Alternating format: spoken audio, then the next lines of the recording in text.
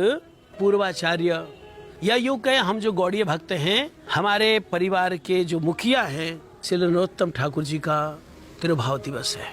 कृष्ण लीला में चंपक मंजरी है और इस जगत में उन्होंने जो जो लीलाएं की ना, ऐसे ऐसे मैसेजेस उन्होंने दिए, ऐसे ऐसे उपदेश उन्होंने दिए या आचरण करके ऐसी ऐसी शिक्षा दी कमाल की। एक तो उन्होंने ये शिक्षा दी कि जब भगवान के प्रेम का हृदय में उदय होता है, ये संसार के आकर्षणों के प्रति अपने आप वैराग्य हो जाता है। राजकुमार राजा के लड़के हैं नरोत्तम ठाकुर, लेकिन जब वैराग्य हुआ, कहाँ राजपाट और कहाँ क्या, वृंदावन आकर भजन में जिंदगी व्यतीत करी।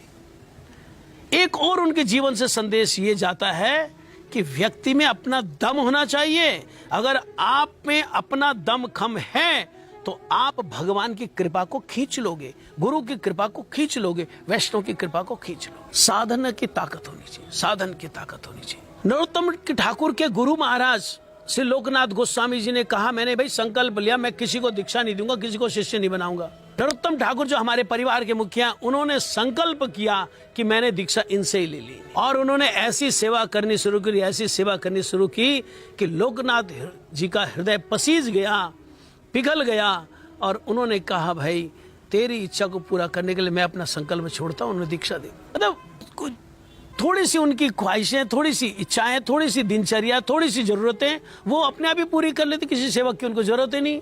तो नरोत्तम ठाकुर ने रास्ता निकाला, कैसे सेवा करूं। तो सुबह वो जो जंगल पानी जाते हैं, पहले ऐसे अटैच बाथरूम नहीं होते, लैट्रिन बाथरूम नहीं होते थे अटैच, तो वो जहां सुबह जंगल पानी के लिए जाते हैं, उन्होंने ये सेवा ले ली, पूरा रास्ता, पूरा एरिया साफ कर देते हैं और घड़ों में पानी रख देते, साथ में वो जो मिट्टी को महीन करके रख देते हाथ धोने के लिए।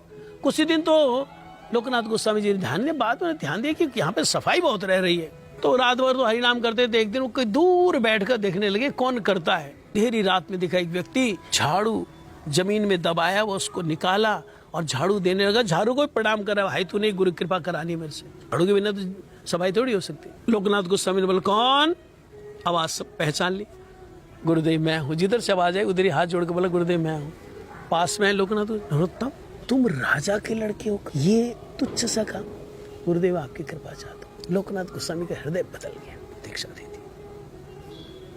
एक और उन्होंने संदेश दिया हमको अपने जीवन से कि कोई जरूरी नहीं है कि भगवत भजन के लिए आपको बहुत उच्च कोटि की जाति हो। इनकी उच्च जाति के नहीं थे, लेकिन ऐसा भजन का आदर्श दिखाया कि बड़े बड़े उच्च जाति के भी उनके शिष्य बने।